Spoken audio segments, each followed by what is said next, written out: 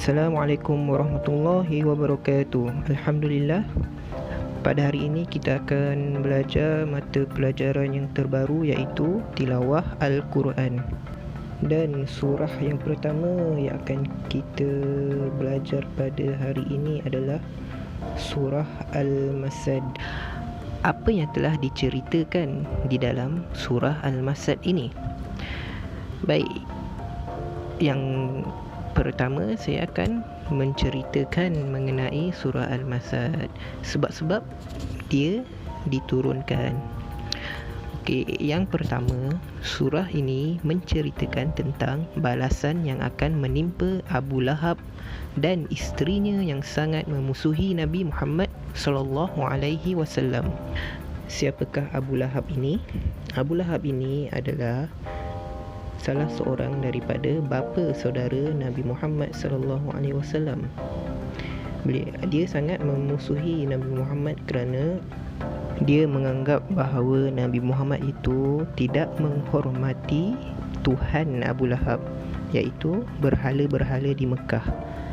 Dan Nabi Muhammad juga mengajak semua orang di Mekah untuk menyembah Allah dan tidak menyembah berhala-berhala di Mekah. Oleh kerana itu, Abu Lahab pun membenci dan memusuhi Nabi Muhammad sallallahu alaihi wasallam. Lalu Allah Subhanahu wa taala pun telah menurunkan surah ini untuk memberikan peringatan kepada kita semua betapa dahsyatnya siksaan apabila tidak mengikuti ajaran Islam.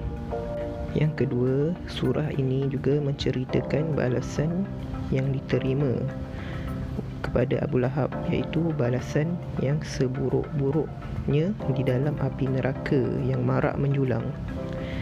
Yang ketiga, surah ini juga menceritakan tentang isteri Abu Lahab yang memikul kayu api di neraka juga akan turut diseksa bersama Abu Lahab kerana dia pun memusuhi Nabi Muhammad sallallahu alaihi wasallam.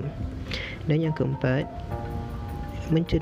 surah ini menceritakan tentang isteri Abu Lahab akan dipakaikan di lehernya sejenis tali daripada neraka yang diikat untuk menambahkan kehinaannya.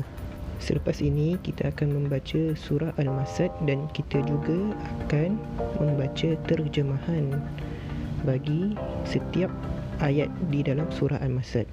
Yang pertama, sebelum kita membaca surah Al-Masad ini, seeloknya kita membaca Bismillahirrahmanirrahim, yang bermaksud dengan nama Allah yang Maha Pengasih lagi Maha Penyayang.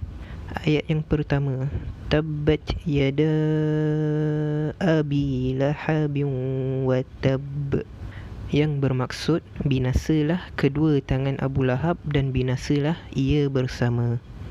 Ayat yang kedua, Ma aghna anhu maluhu wa ma kasab, yang bermaksud tidak berguna baginya hartanya dan apa yang telah dia usahakan. Ayat yang ketiga, Sayasla naran zata lahab, yang bermaksud kelak dia akan masuk ke dalam api neraka yang marak menjulang. Seterusnya ayat yang keempat, wa imra'atuhu hammalatal hatab, yang bermaksud dan juga isterinya seorang perempuan pemunggah kayu api.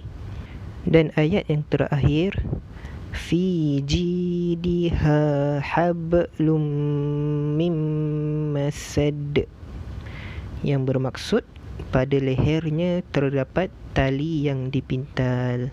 Sadaqallahul azim. Alhamdulillah, selesai sudah pembelajaran kita pada hari ini.